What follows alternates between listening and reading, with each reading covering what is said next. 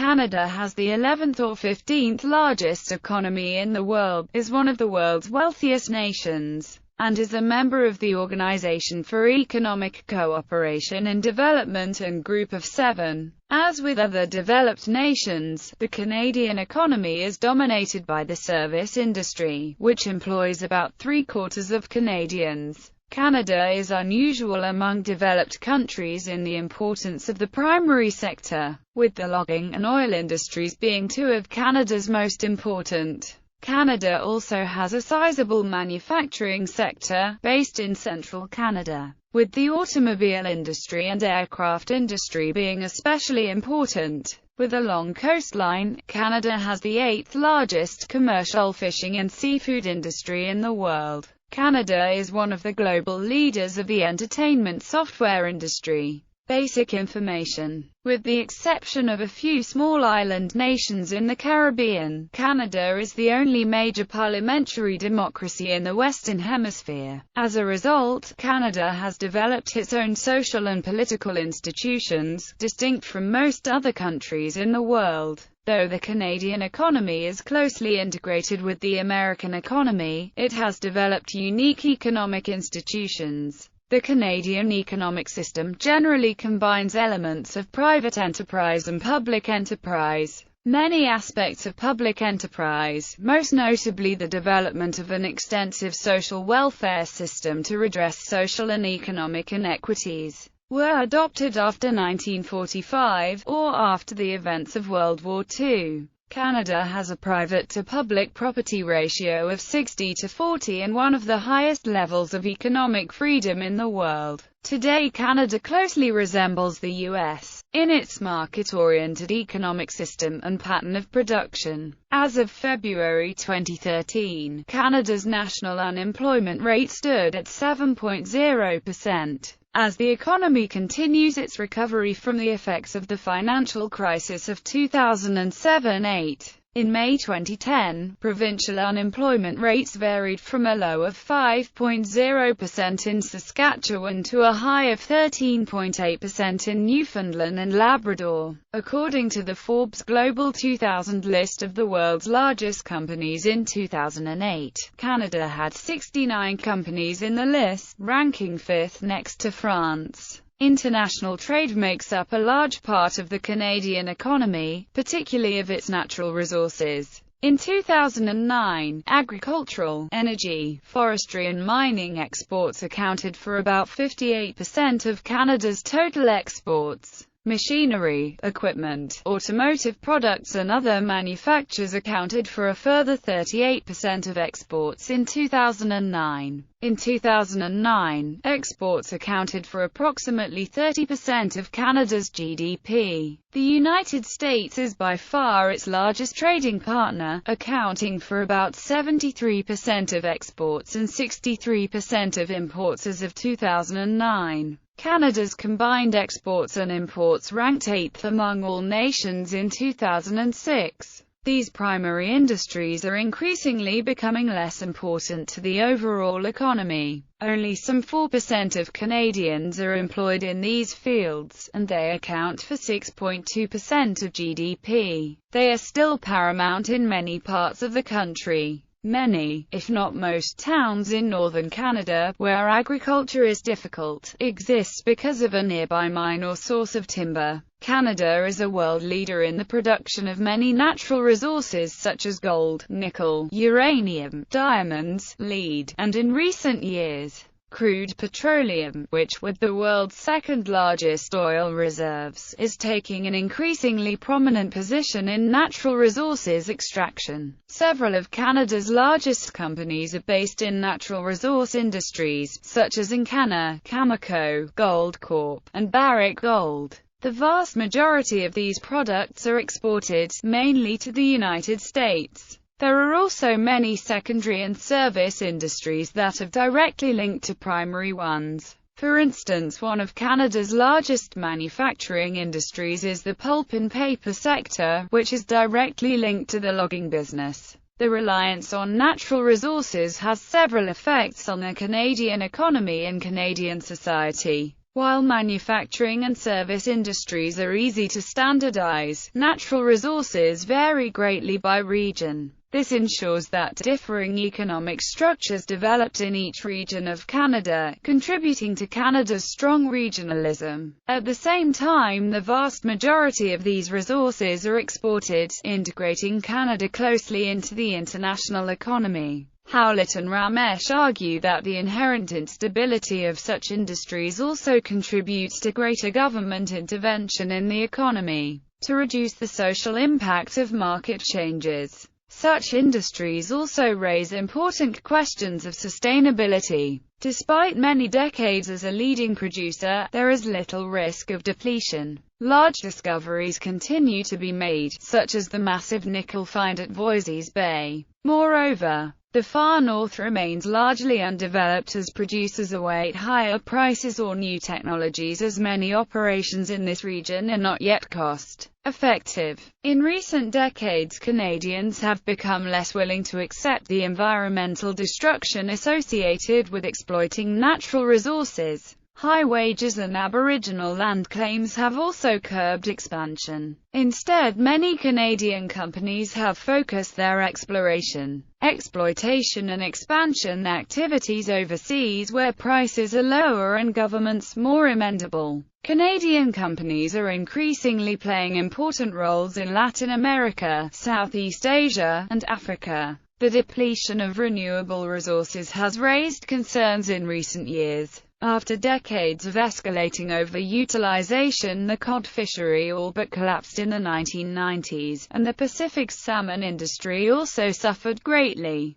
The logging industry, after many years of activism, has in recent years moved to a more sustainable model, or to other countries. Measuring productivity. Productivity measures are key indicators of economic performance and a key source of economic growth and competitiveness. The Organization for Economic Cooperation and Development, the OECD Compendium of Productivity Indicators, published annually, presents a broad overview of productivity levels and growth in member nations, highlighting key measurement issues. It analyzes the role of productivity as the main driver of economic growth and convergence, and the contributions of labor, capital and MFP in driving economic growth. According to the definition above, MFP is often interpreted as the contribution to economic growth made by factors such as technical and organizational innovation. Measures of productivity include gross domestic products and multi-factor productivity. Gross domestic product.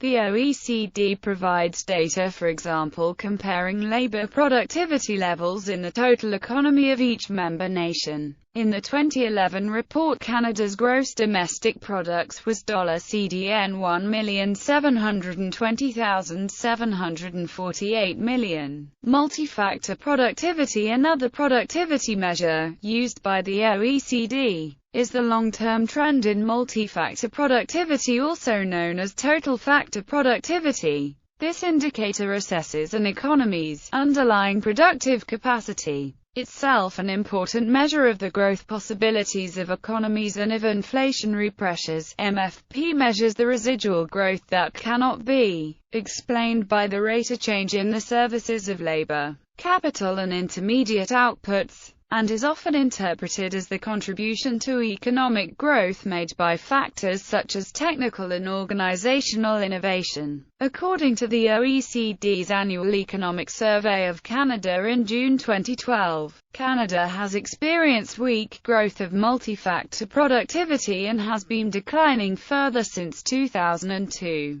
Raising MFP growth is needed to sustain rising living standards, especially as the population ages. Central government debt. The OECD reports the central government debt as percentage of the GDP. In 2000, Canada's was 40.9%. In 2007, it was 25.2%. In 2008, it was 28.6%, and by 2010, it was 36.1%. The OECD report's net financial liabilities measure used by the OECD reports the net number at 25.2% as of 2008. making Canada's total government debt burden as the lowest in the G8. The gross number was 68% in 2011. The CIA World Factbook, updated weekly, measures financial liabilities by using gross general government debt, as opposed to net federal debt used by the OECD and the Canadian federal government.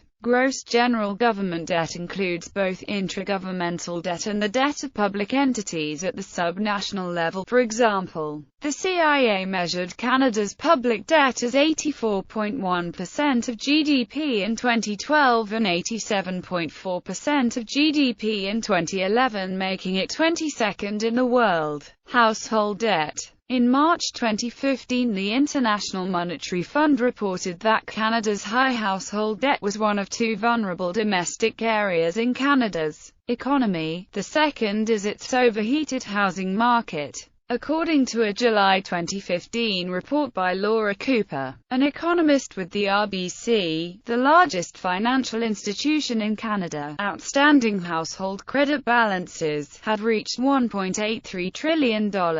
Canadian household credit growth had reached a peak in 2009, then plummeted to a cycle low in late 2013. There was a quickened pace of growth in household debt in December 2012 and another in April and May 2015. Household debt in 2013. According to the August 2013 third annual Ipsos-Reid debt poll, only 24% of Canadians were debt-free in 2013 compared to 26% in 2012. The average personal non-mortgage debt in 2013 was $15,920, up from $13,141 in 2012. According to an Ipsos chart produced in 2013, debt levels increased a staggering 35% in Western Canada compared to 10% in Eastern Canada since 2012, even before the Alberta floods. In Alberta in 2013, household debt rose 63% to $24,271 per household from 2012 after the 2013 Alberta floods.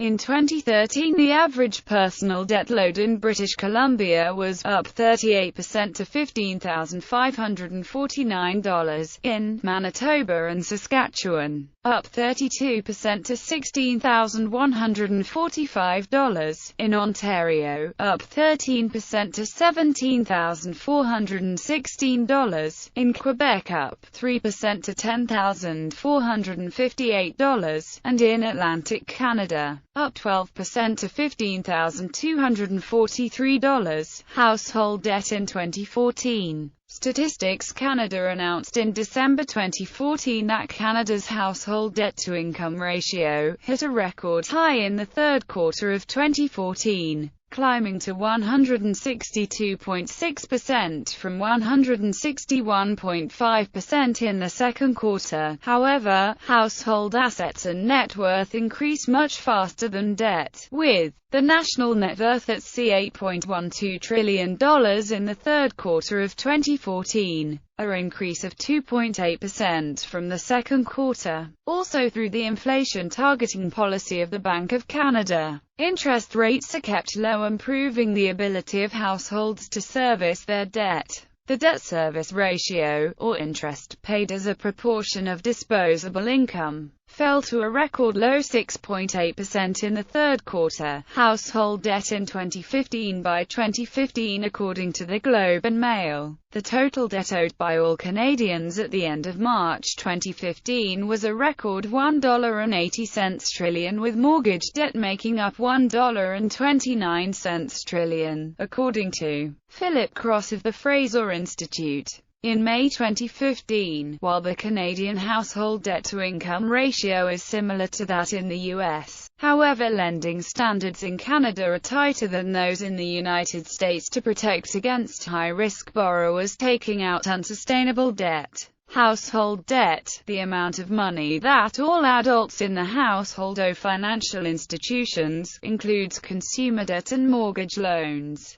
Paul Krugman argued that by 2007 household debt in the United States, prior to the financial crisis, had reached 130% of household income. Krugman distinguished between the total domestic non-financial debt relative to GDP, which is money we owe to ourselves, and net foreign debt. Statistics Canada reported in March 2013 that credit market debt such as mortgages rose to 165% of disposable income, compared with 164.7% in the prior three-month period. In 2013, according to the IMF in 2012, housing-related debt comprises about 70% of gross household debt in advanced economies. The remainder consists mainly of credit card debt and auto loans. International Monetary Fund. In the International Monetary Fund's quarterly World Economic Outlook released in April 2015,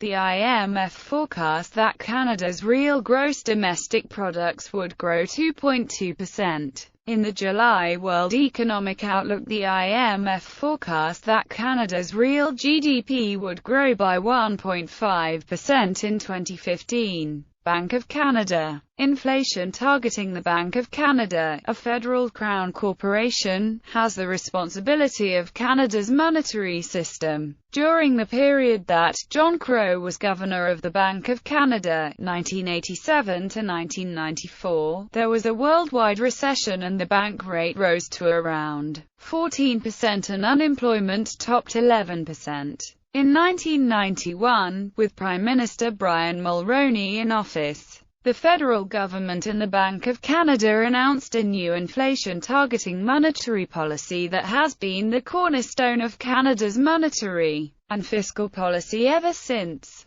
Although since that time inflation targeting has been adopted by most advanced world central banks. In 1991 it was innovative and Canada was an early adopter when the then Finance Minister Michael Wilson approved the Bank of Canada's first inflation targeting in the 1991 federal budget. The inflation target was set at 2%, which is the midpoint of an inflation range of 1 to 3%. They established a set of inflation reduction targets in order to keep inflation low, stable and predictable, and to foster confidence in the value of money, contribute to Canada's sustained growth, employment gains and improved standard of living. Inflation is measured by the Total Consumer Price Index. In 2011, the Government of Canada and the Bank of Canada extended Canada's inflation control target to December 31, 2016. The Bank of Canada uses three unconventional instruments to achieve the inflation target: a conditional statement on the future path of the policy rate, quantitative easing, and credit easing. As a result, interest rates and inflation eventually came down along with the value of the Canadian dollar. From 1991 to 2011, the inflation targeting regime kept price gains fairly reliable. Following the financial crisis of 2007-08, the narrow focus of inflation targeting as a means of providing stable growth in the Canadian economy was questioned. By 2011, the then Bank of Canada Governor Mark Carney argued that the central bank's mandate would allow for a more flexible inflation targeting in specific situations where he would consider taking longer than the typical 6 to 8 quarters to return inflation to 2%. The central bank, the Bank of Canada, issues its rate announcement through its Monetary Policy Report, which is released 8 times a year. On July 15, 2015, the Bank of Canada announced that it was lowering its target for the overnight rate by another 1/4 percentage point to 0.5% to try to stimulate an economy that appears to have failed to rebound meaningfully from the oil shock woes that dragged it into decline in the first quarter, according to the Bank of Canada announcement. In the first quarter of 2015, the total consumer price index inflation was about 1%. This reflects year-over-year price declines for consumer energy products. Core inflation in the first quarter of 2015 was about 2%, with an underlying trend in inflation at about 1.5 to 1.7%. In response to the Bank of Canada's July 15, 2015 rate adjustment, Prime Minister Stephen Harper explained that the Canadian economy was being dragged down by forces beyond Canadian borders such as global oil prices, the European debt crisis, and China's economic slowdown, which has made the global economy fragile. The Chinese stock market had lost about $3 trillion of wealth by July 2015 when panicked investors sold stocks, which created declines in the commodities markets, which in turn negatively impacted resource-producing countries like Canada.